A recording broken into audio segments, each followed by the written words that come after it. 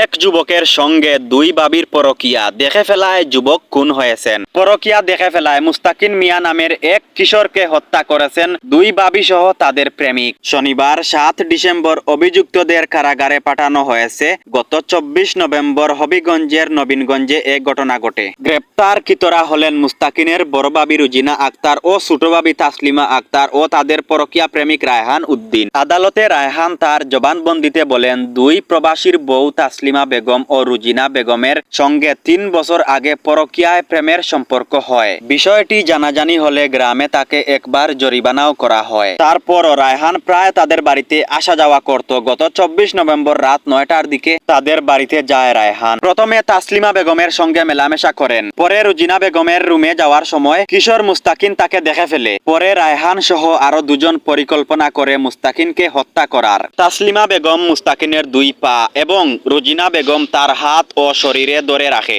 এ সময় রায়হান বাম হাত দিয়ে মুস্তাকিনের মুখ চেপে ধরে ডান হাত দিয়ে গলায় দিয়ে জব করে। পরে রায়হান পালিয়ে যায়। হত্যাকাণ্ডের পর পরিকল্পনা মতে মুস্তাকিনের বাবিরা চিৎকার করে কান্না করতে থাকে। পরে পুলিশ তার মরদেহ উদ্ধার করে। শুক্রবার রাতে পুলিশ রুজিনা ও তাসলিমাকে গ্রেপ্তার করে।